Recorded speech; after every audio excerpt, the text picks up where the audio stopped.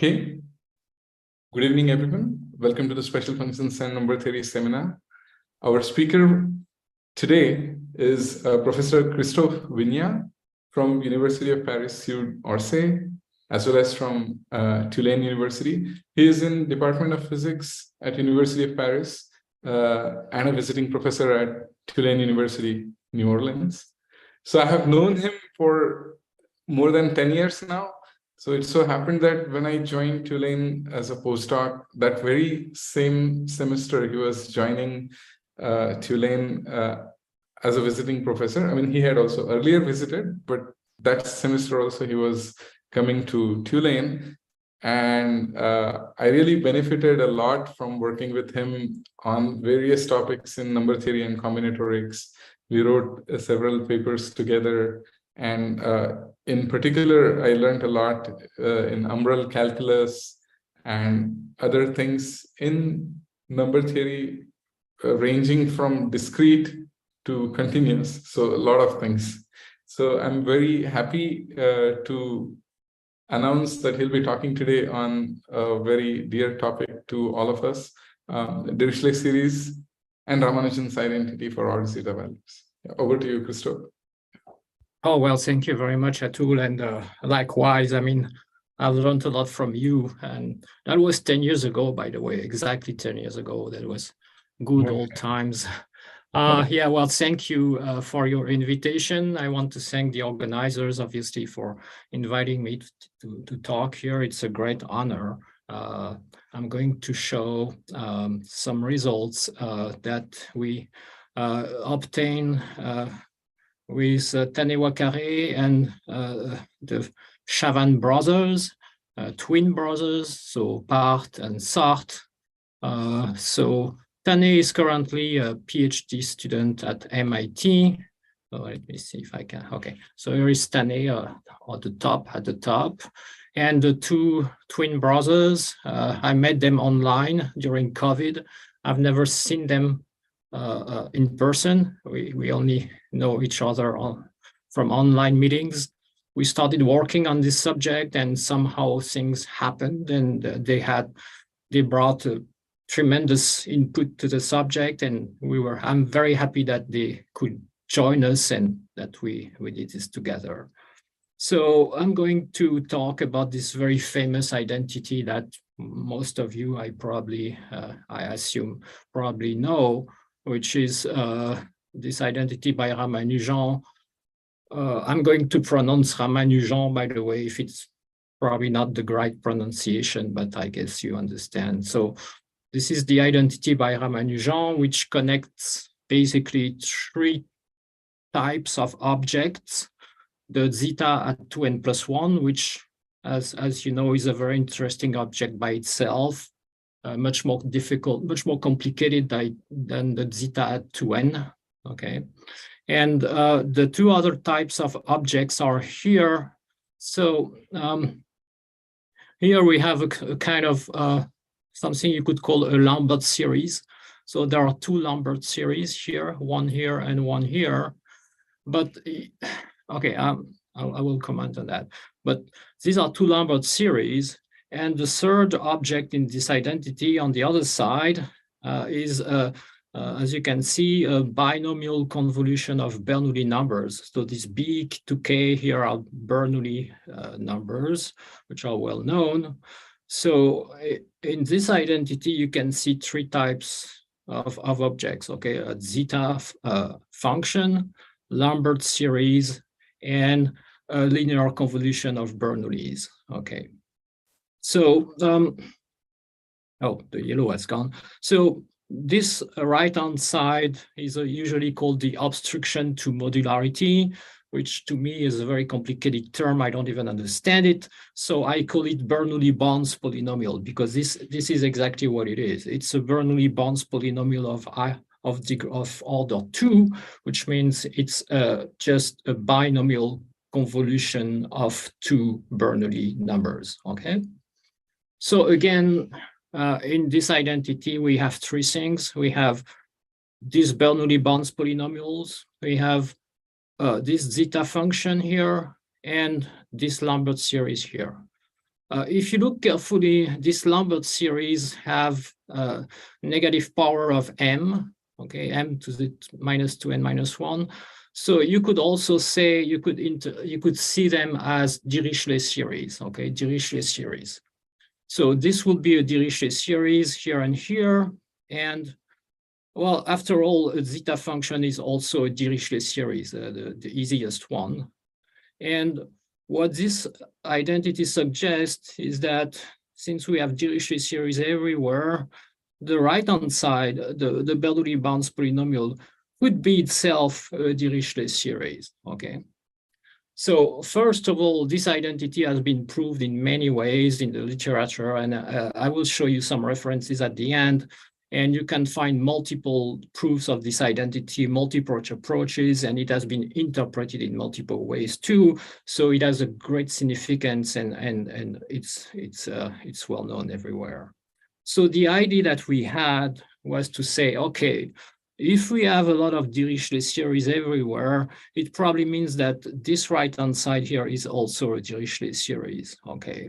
And we thought, okay, so how can we interpret this identity? Well, it looks like we have a kind of difficult Dirichlet series expressed as linear combination of Dirichlet series. And then we followed this path, okay?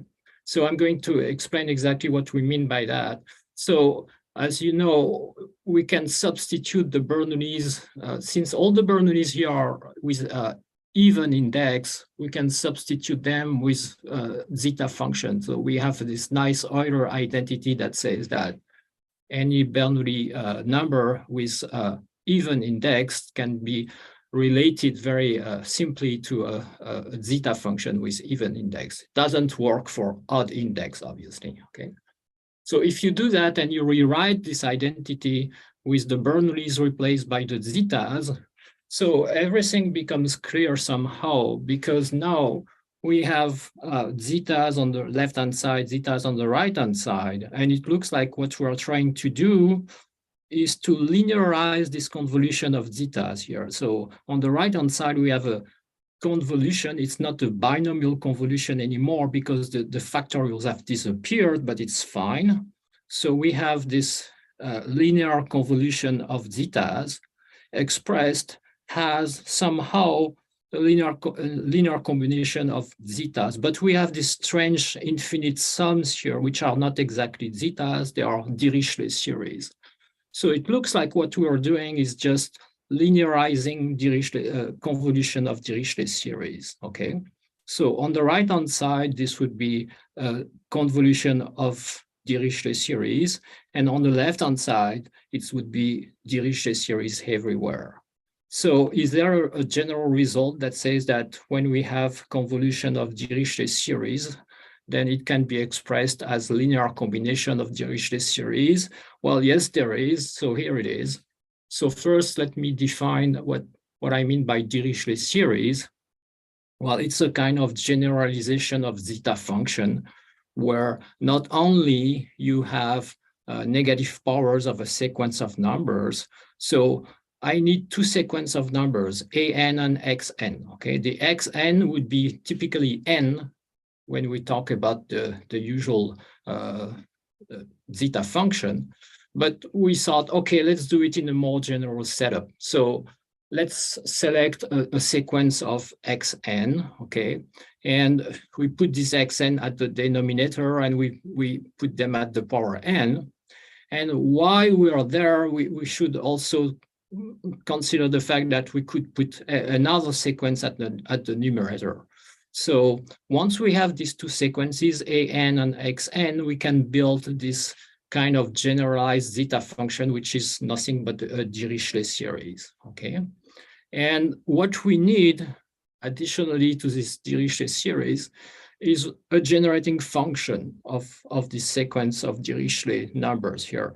So the generating function we need is a very simple generating function. It's the flat one. We don't put any factorial or we don't put anything else, but the Dirichlet numbers here, and then a z to the n to keep track of the values of the Dirichlet coefficients. If you do a little computation, this generating function can be re-expressed easily in terms of the an at the numerator and the xn at the denominator. Everything I'm going to say here is about algebraic manipulation of things, of objects.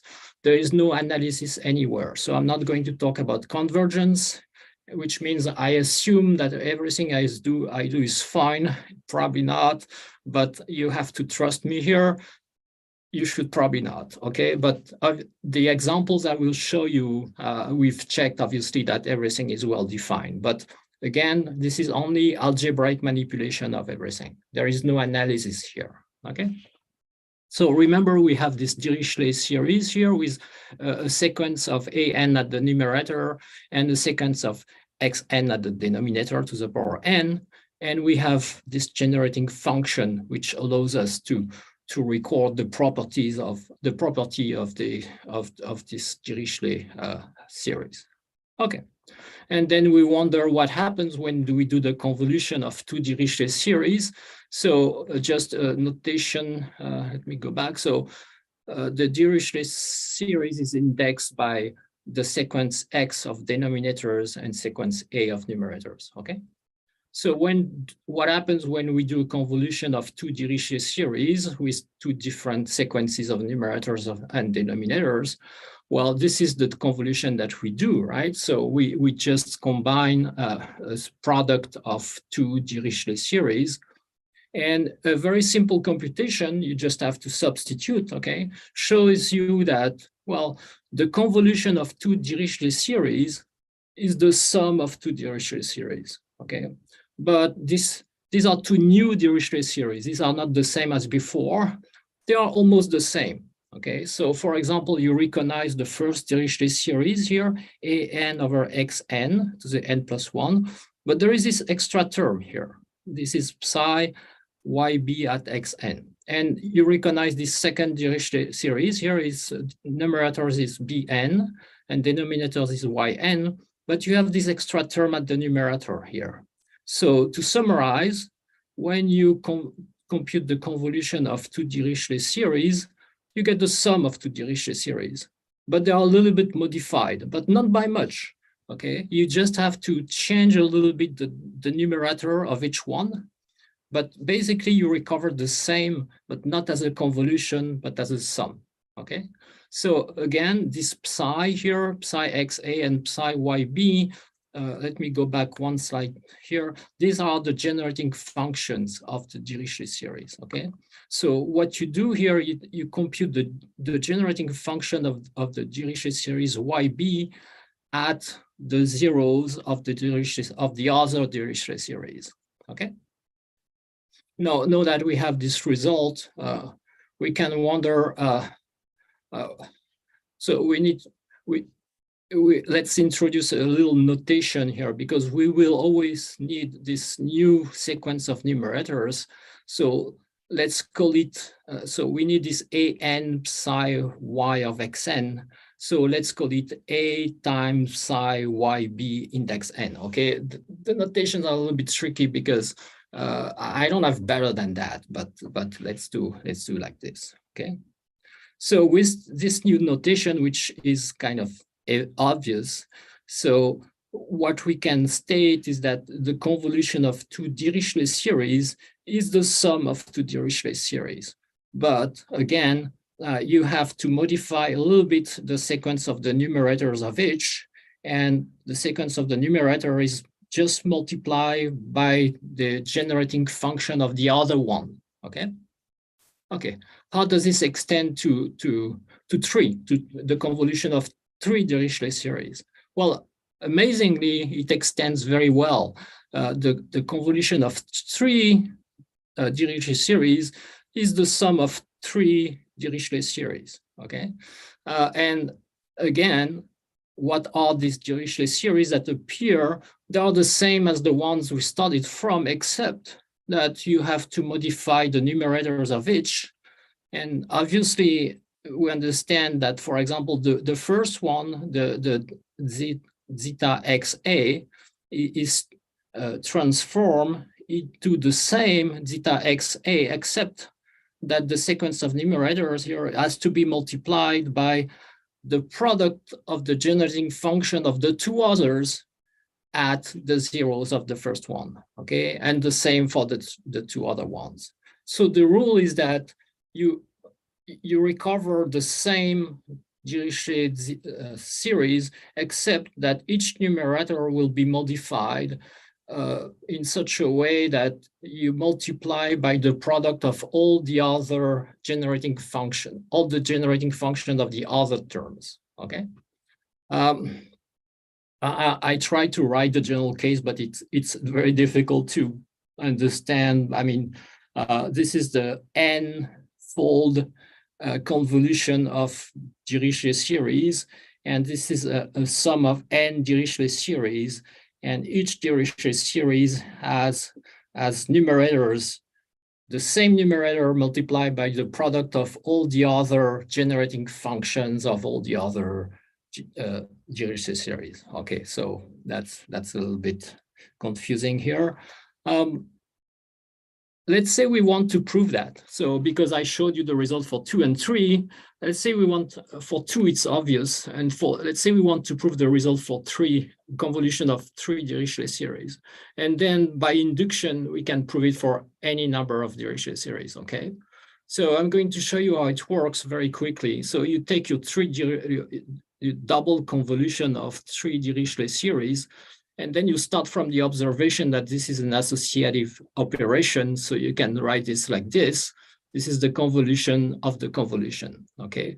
And then we know that the convolution of 2 Dirichlet series is the sum of 2 Dirichlet series. So this is the convolution with 2 terms, okay? So this is, the first one is red and the second one is blue. And then you would express each convolution here. Well, we know what the convolution of 2 Dirichlet series is. It's the sum of 2 other Dirichlet series. So you would write this convolution as a sum of 2 Dirichlet series, and this one as a sum of 2 other Dirichlet series. And then very simple algebra shows you that the brown here and the green here can be simplified very nicely, okay? But wait, we have 1, 2, 3, 4 terms, okay? But we know that we should get only 3 terms because we do the convolution of 3 Dirichlet series. So we have already 1, 2 terms.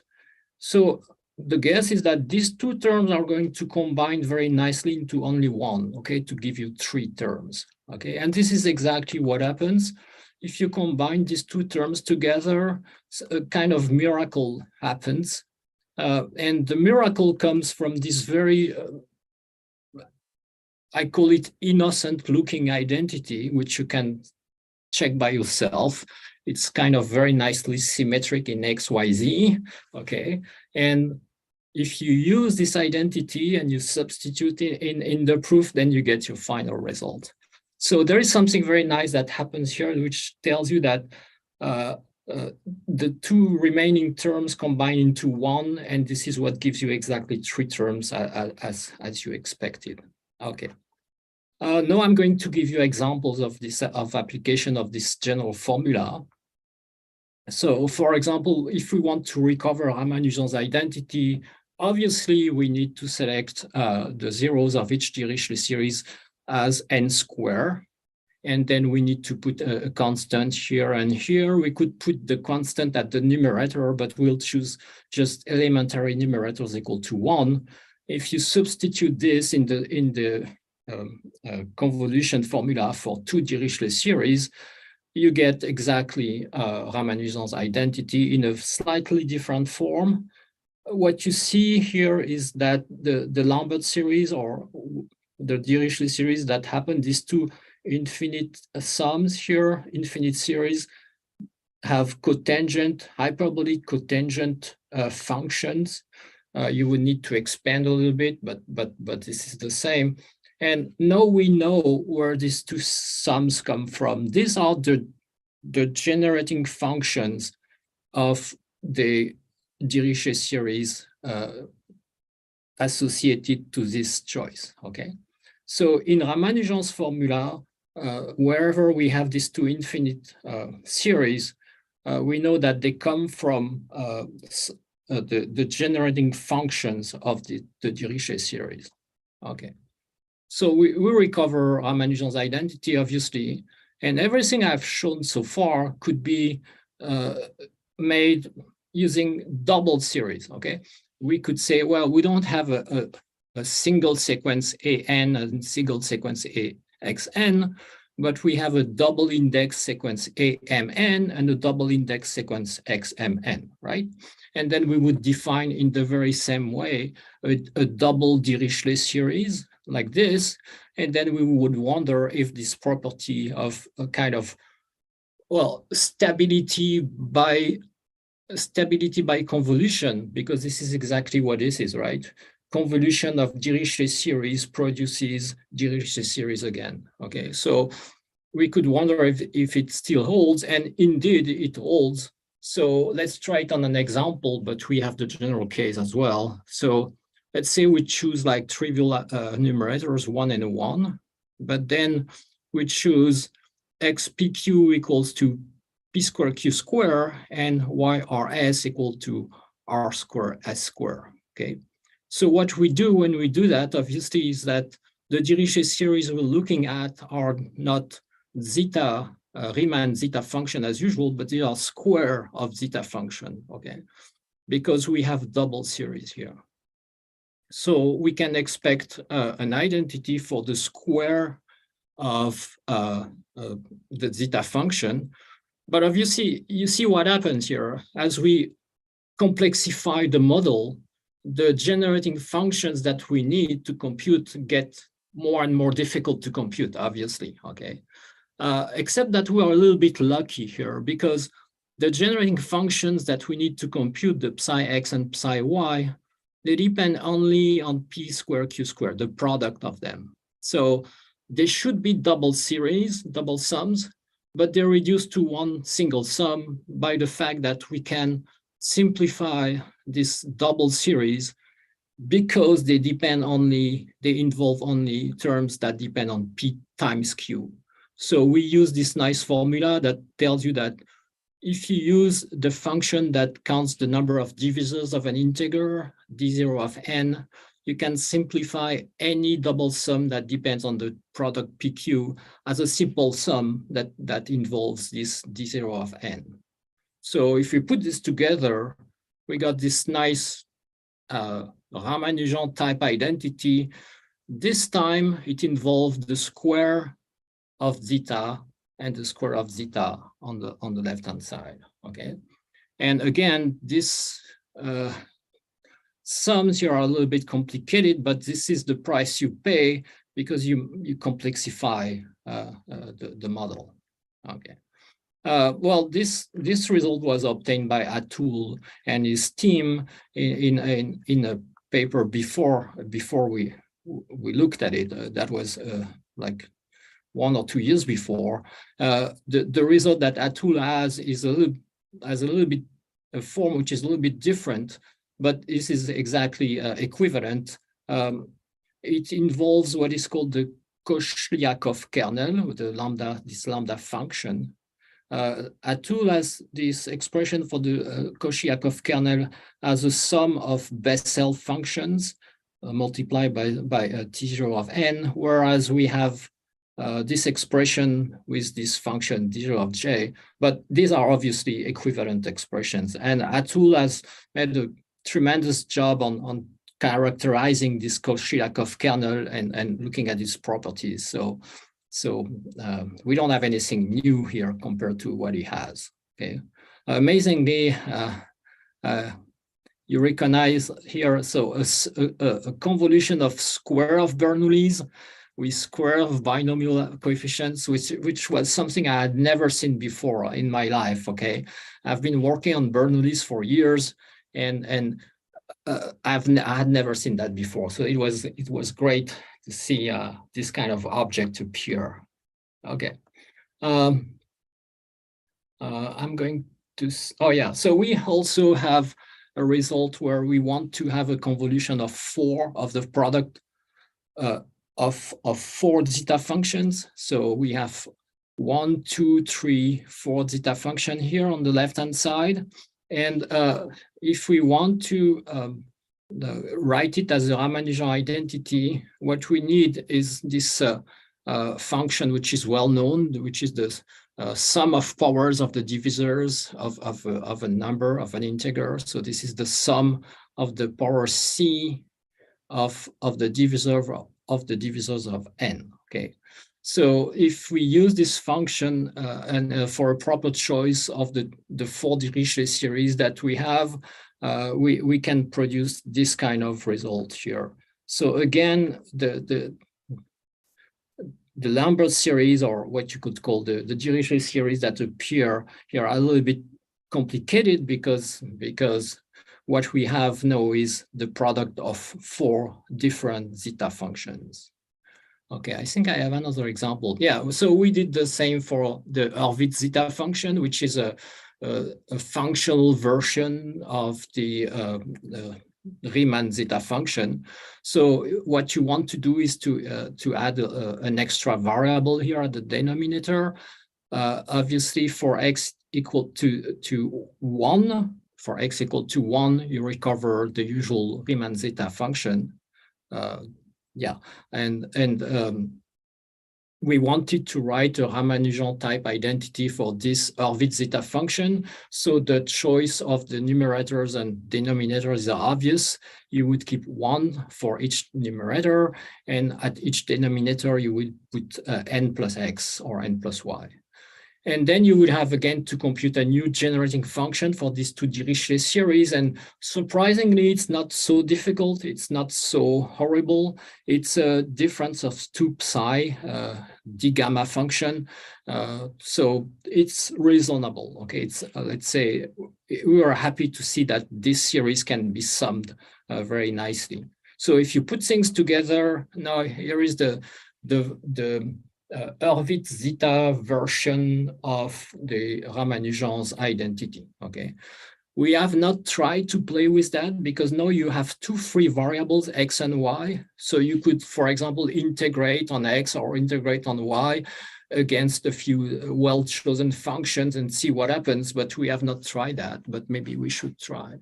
But obviously, again, this 2 infinite series here are a little bit more complicated than the hyperbolic cotangent that appear in Ramanujan's identity. Okay. I have another example that is exactly due to Atul Dixit, very nice formula. So Atul has a very beautiful multi-section identity in one of his papers, which I will not comment on it because it's so beautiful, there's nothing to say. It's a kind of very elaborated multi-section identity, which is probably not difficult to prove, but it's so nice, so neat that I keep it like this.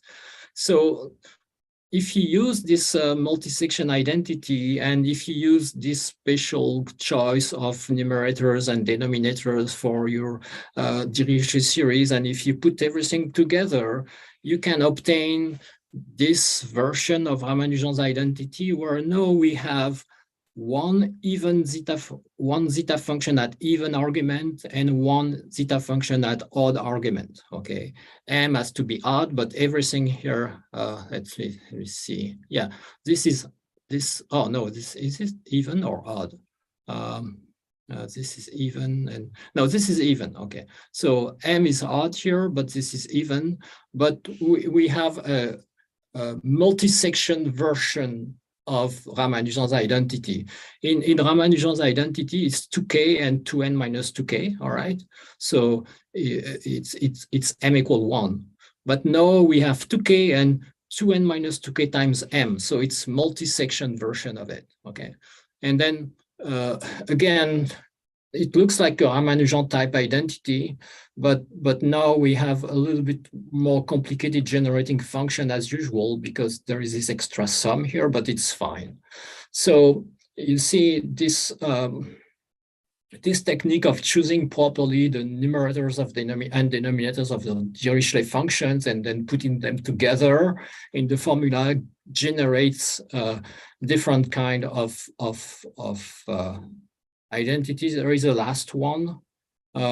So for this last one, we want to have zeta function at odd integers, both of them. So we want this convolution of zeta 2k plus 1 and zeta 2m minus 2k minus 1. So this, if you remember, in Ramanujan's identity, you have a convolution of Bernoullis at even arguments.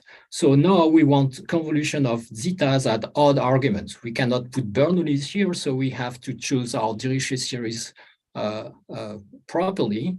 And the way we do that is to choose the usual denominators n square, but for the numerators we can choose 1 over n, and this is what's going to give you the odd arguments everywhere. So this is a version of Ramanujan's identity where now we have a convolution of zetas at odd integers. Okay, and as you can see, it's quite nice. We have again this sum of psi functions, but this time at imaginary arguments. We cannot simplify this sum nicely, but we're fine with that. And if you choose a special case, a low case m equal 1, what you get is this kind of strange identity that relates zeta of 3 and these two strange sums that we cannot compute. So I have no idea if this is useful or not, but I just give it to you like maybe you can try to play with that and see what it tells us about zeta of 3, which is a great constant that everybody is interested in. All right, I think I have a nice. I'm going to skip this one maybe. Well, if you choose again choose other options for the numerators or denominators, you get, for example, this identity by Komori. What is this identity? Well, basically, on the left-hand side, you have a balanced Bernoulli polynomial. Okay, it's a multi-n-fold convolution of Bernoulli polynomials. So it's a Bernoulli balanced polynomial.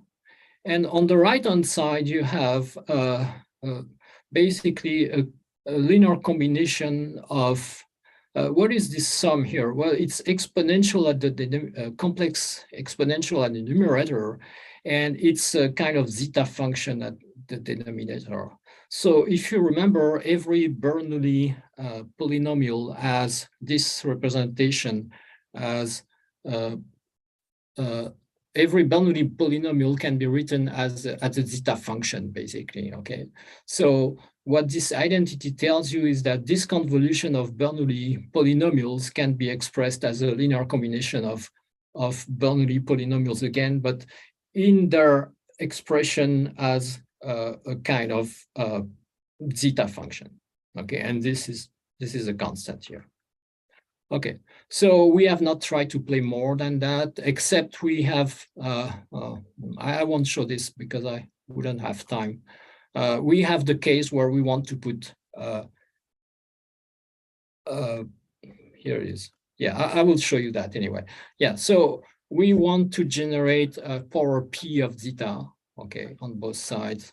So in order to do that, we have to use a multivariate version of our Dirichlet series, and we have to compute this multivariate generating functions. And this is a little bit painful, and there is something that saves us is the nice Pilz function. So the Pilz function counts the number of ways you can express an integer as the product of other integers, okay? And the Pilz function nicely allows you to simplify your generating function, which were P multivariate series as a one-dimensional series. And all this because, let me go back here, because your generating function depends only on the product of K1, K2 times Kp, okay? So this nicely simplifies, and the final result that we have is this one, a convolution between power P of zeta functions can be expressed as two infinite series that involve this Pilt function tau p of m to p of n. I have no idea what this is good for, but they wanted me to put that in there, so I did it. So okay. Let me give you a final example. There is a very general context where we can have access to a Dirichlet series. It's the case where you have a function which is, say, analytic, and that has a Weierstrass infinite product representation. So assume that you have a function that you can write like this. It writes like its term at 0 times an infinite product, okay? And obviously, the xn here are the roots of your analytic function, because this is how it factors. You can imagine the sine function or the cosine function, for example. They have this nice representation. If this is the case, then there is a very natural zeta function that you can build. Let's say Dirichlet function, but it's even a zeta function in that case.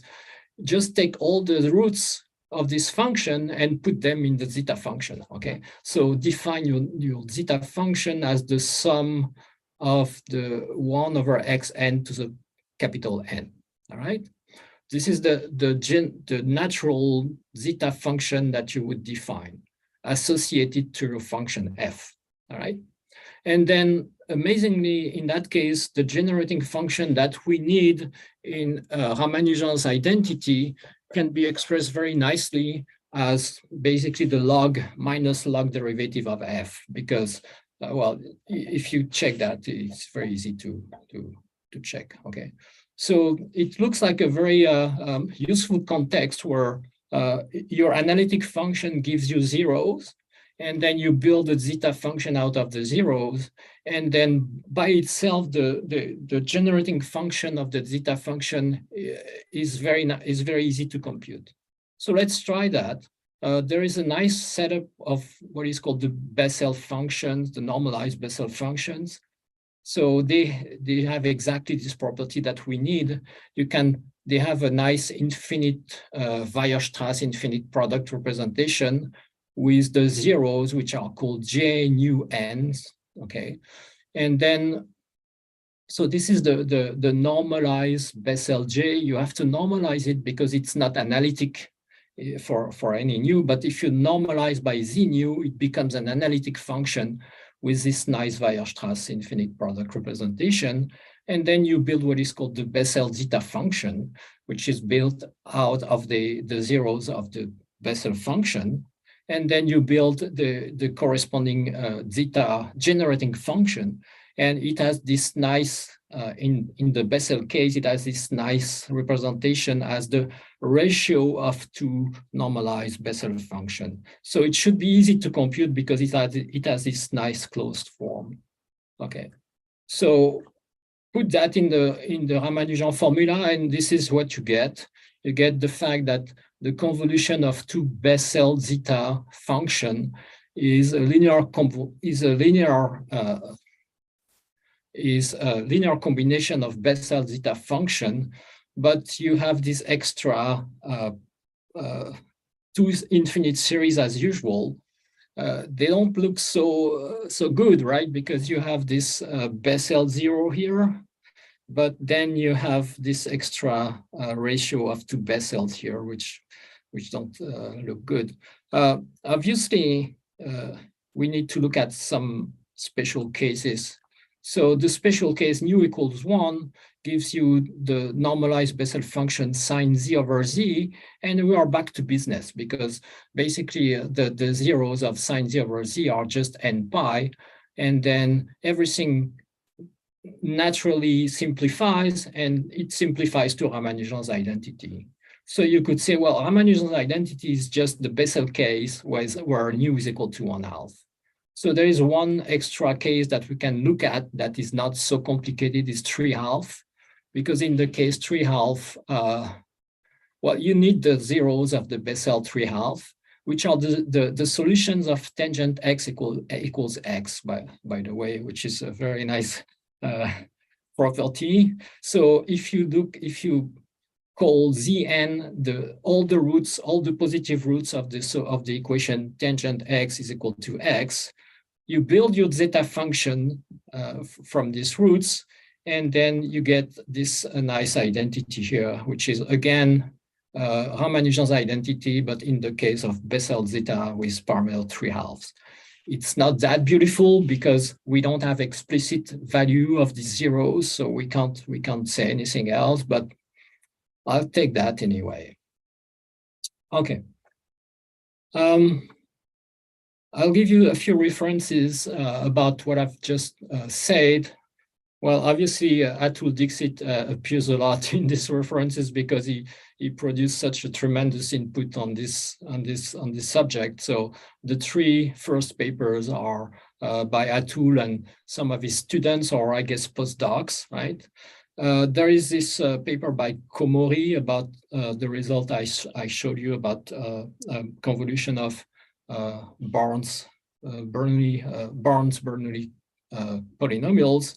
And I've put the paper that we wrote with the Chavan brothers and Tane here. How much time do I have, Atul? So you have 20 minutes. I mean, you can go until maybe 10 more minutes and then 10 minutes. 10 more minutes? Oh, okay, that's perfect. 10 is exactly what I need.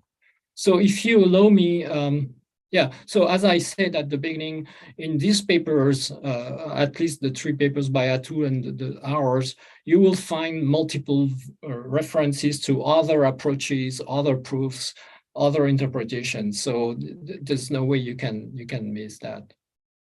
So if you don't mind, if I'm going to show you something different. Sure.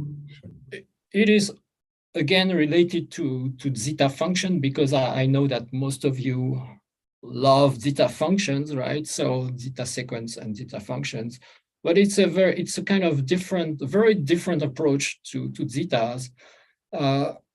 Before I start, I have to say, I don't know how to justify that, except that it's a kind of very original approach, and this is the beginning of something that is needs some extra work. So I apologize in advance if I cannot provide all the details.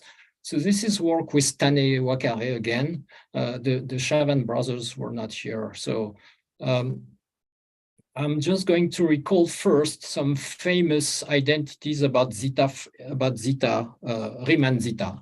Okay, so I guess most of you know Markov's identity, which allows you to express zeta of 3 as an infinite series, which is very surprising because you would want to put just k to the cube here, but then you put a -1 to the k-1 at the numerator, and then somehow to compensate for that, you put a 2k binomial at the denominator and a 5/2 here. And this gives you, again, zeta of 3. So this is amazing. And in fact, this is a consequence of a more general generating function, which was given by Kosher. And this generating function writes like this. So if you look carefully, if you take x equal to 0, you get zeta of 3 on the left, and you get exactly Markov's term on the right. So this generating function will give you zeta of 5, zeta of 7, zeta of 9, etc.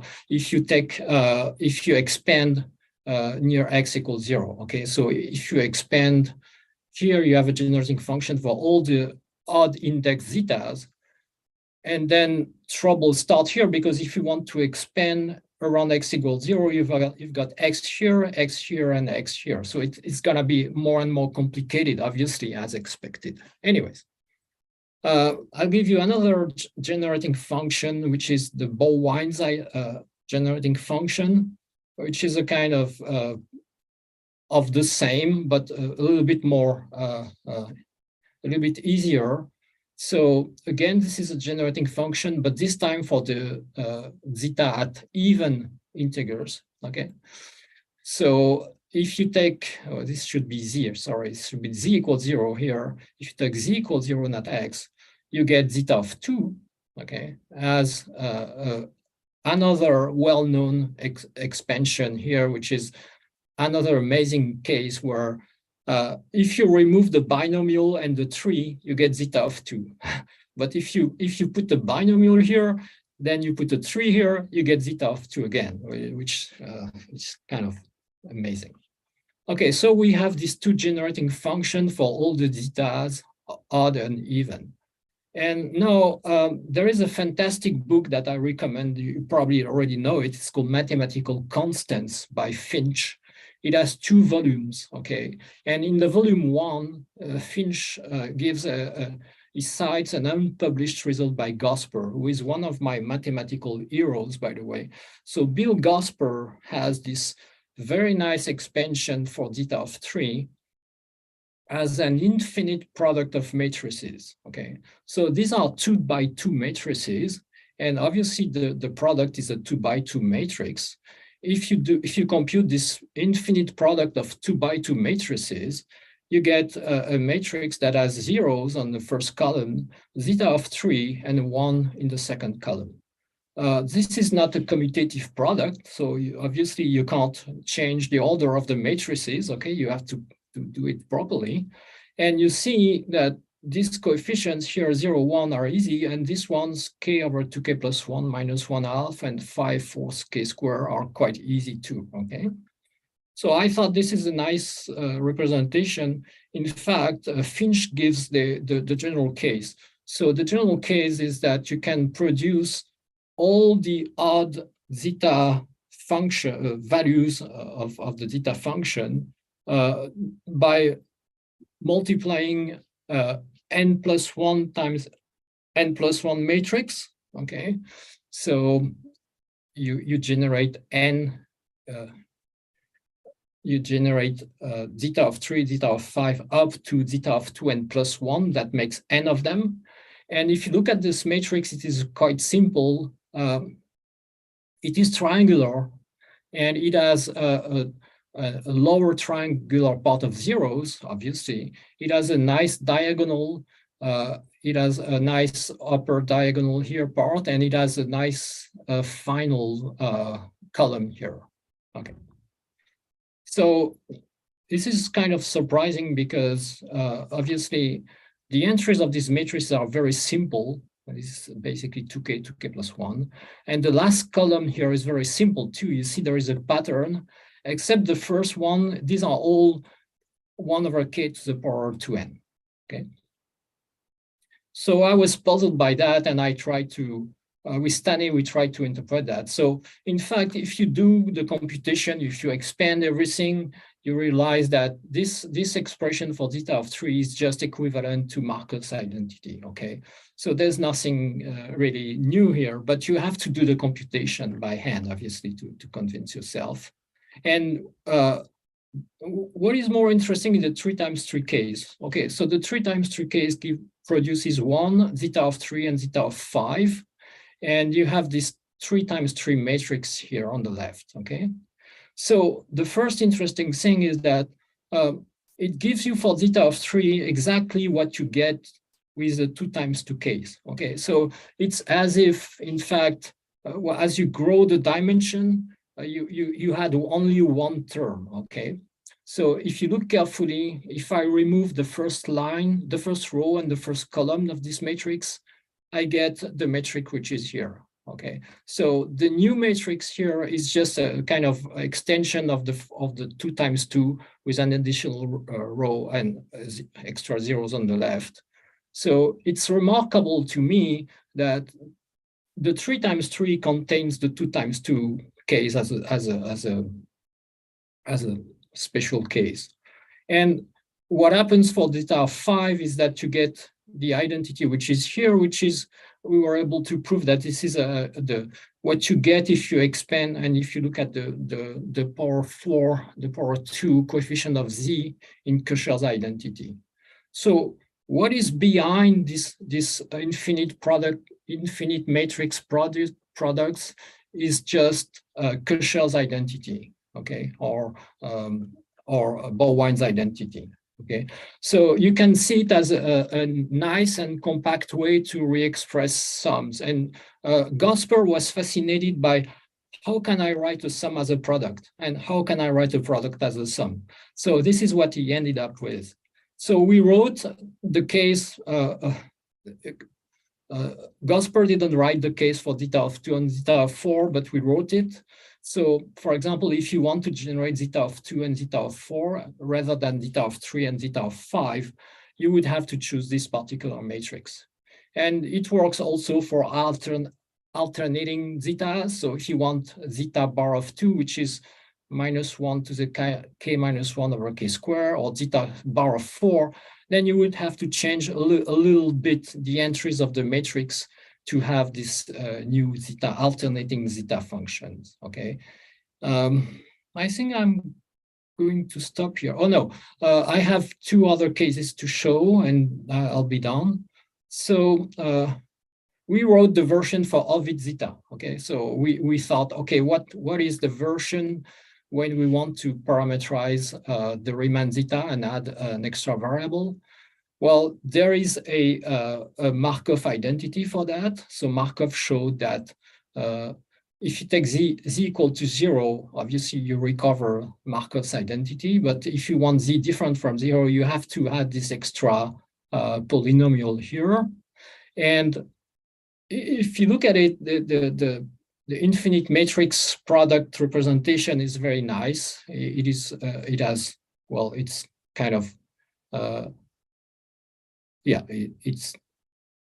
the terms are quite easy. There is a polynomial in z square here and z4 at the denominator, and this term is quite easy. And then what we did is we looked at a very fast representation of zeta 3 produced by Teddy Abdeberan. We know Teddy because he's at Tulane, right? And he has this very, very fast series representation of zeta 3. If you look at the matrix version of that, it's quite simple too. What this suggests, is that maybe with playing with the entries of the matrix, you could maybe get some faster representation of zeta of 3. To be honest, this matrix infinite product of matrix representations are not easy to compute with, okay? Because the determinant tells you nothing, the trace tells you nothing, you cannot change the order. So basically, whatever you can do when you work with series, like you can group terms, you can exchange terms, you can do a lot of things with series. With product of matrices, it's a little bit more complicated. The only thing I can show you is this. Every matrix I've shown to you in the last 10 minutes is of this form. There is a square n times n. There is a column vector of zeros. There is a vector here, UK, and there is a little 1 here alone, okay? And we call this a Gosper group, right? Because what this shows is when you multiply all these matrices with each other, you get, again, a matrix of this form. So we call this the Gosper group. We looked at this group, how it works. It has the identity as the unit element. You can compute easily an inverse of a Gosper matrix.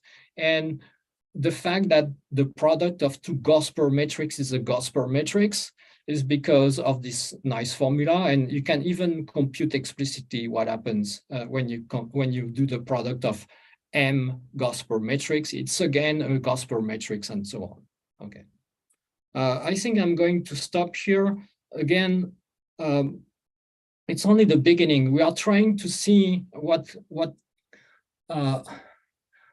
we can get from this special representation of series as product of as infinite product of matrices. Do we learn something about it, or is it just a coincidence that we can write it like this? Because basically, so far, we don't have any extra result that would tell us something because, for example, as I showed, we can connect to a Kosher formula or to Markov formula. So we are just re-expressing these formulas in a different way. But so far we don't have anything new. But I thought you would be interested to look at this kind of new representation of old results. Okay, so these are the references for this part.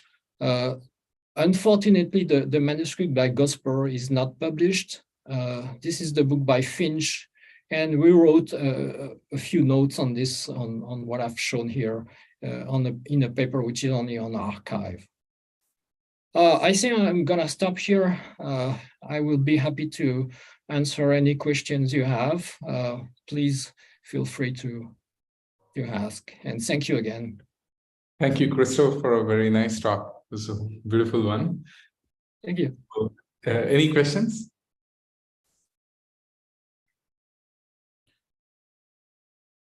So I just wanted to ask, do you have, I mean, are you looking for Q analogs too? In the first part?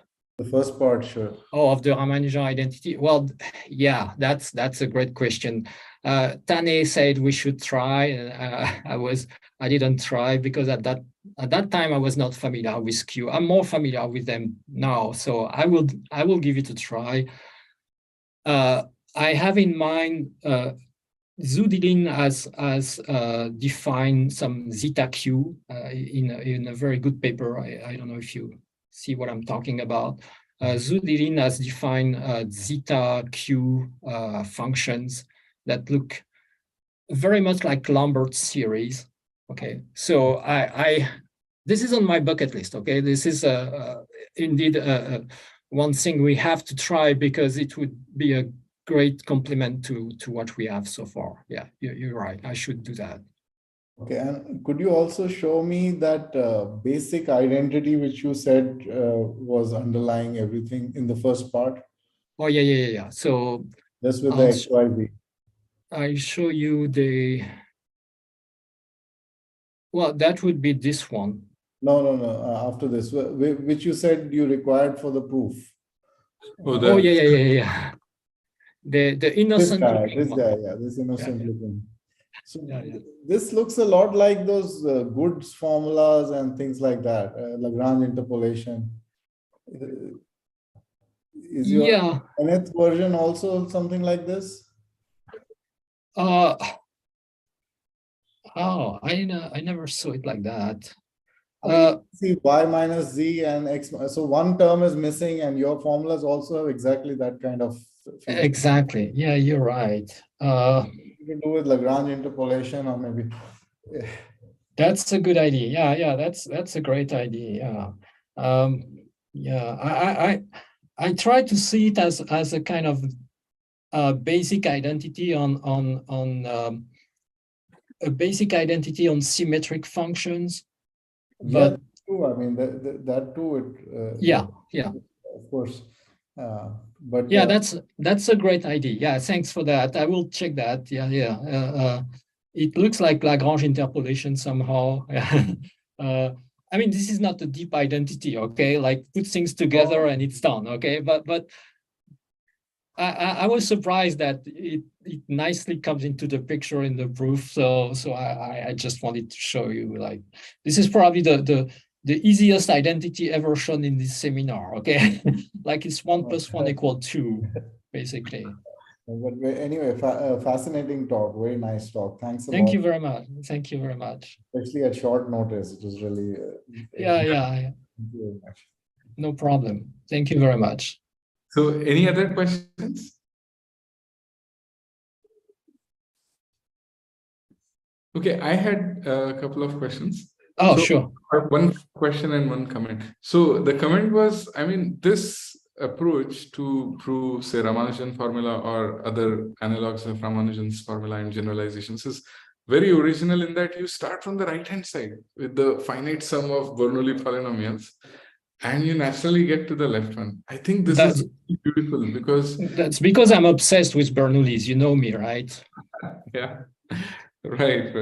So what I had in mind was there are numerous generalizations of Bernoulli numbers, Bernoulli polynomials, right? So maybe some of those, like for example, Nordland, if you put Nordland ones there, what would it generate on the other side? Yeah, absolutely. Yeah, that's a great question. I think we have only scratched the subjects so far. Like we have not tried everything. Okay, like you could put Euler numbers instead of rather than Bernoulli's. You could put a multivariate version of Bernoulli's. Yeah, that's a great idea indeed. We didn't try everything. We haven't tried everything yet. Yeah. The fact is that it works for any any Dirichlet series a priori, but obviously if you try to compute the generating functions, because this is the difficult point, okay, the generating functions, you need them to put in the formula.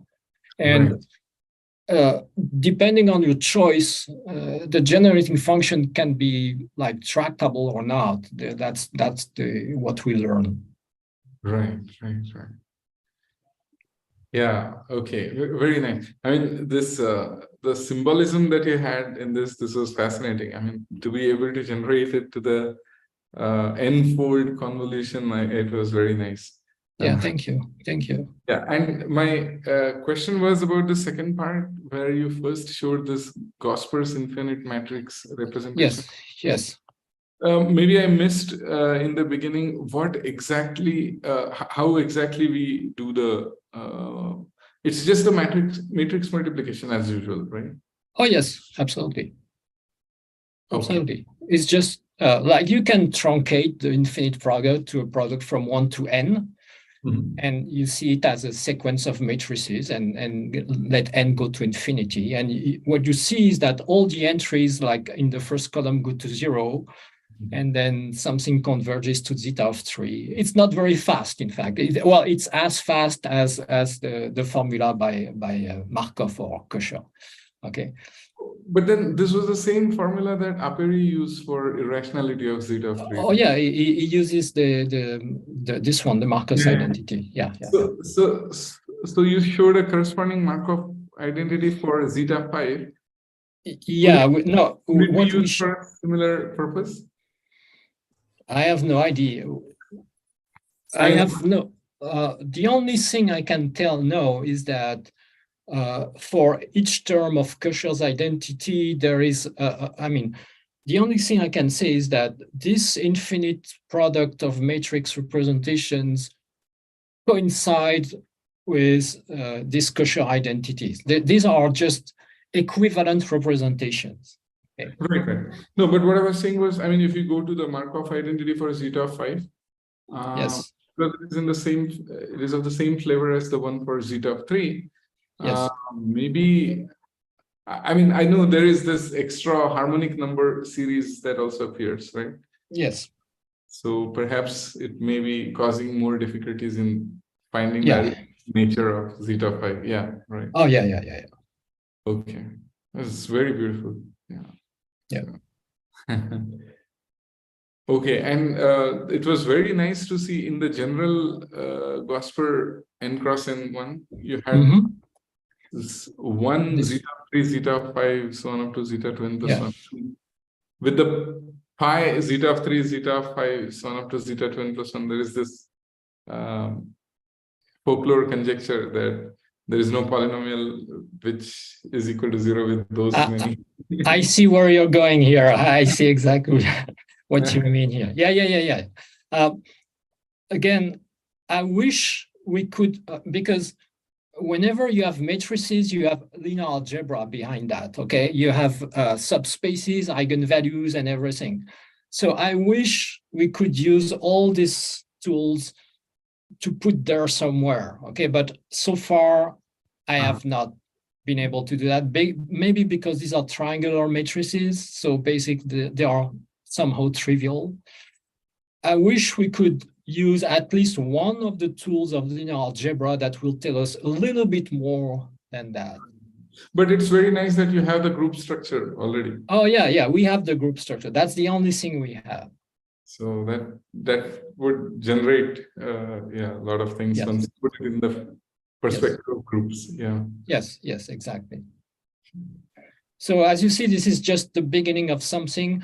I have no idea if this is going anywhere or nowhere. Maybe it's only just an equivalent representation and that's it. And I would not be surprised. So Christophe, in this context, I'm going to send you a paper. I don't know again whether there is any connection, but somewhere something which you showed seemed to ring a bell. So thank you. So this is some paper which has to do with some similar matrices, not the same matrices, but some kind of truncated something. And nice. The log derivative shows up there too, as well as the zeta values. Nice. So I'll just send you, maybe there is some we'll just talk. I'll look at the archive paper and then send this stuff. Maybe there's thank you. I don't know. But again, thanks a lot. Very fascinating talk. Thank you very much. Thank you very much. So any other questions? If not, I'll request everybody to unmute and clap for Christophe for a beautiful talk.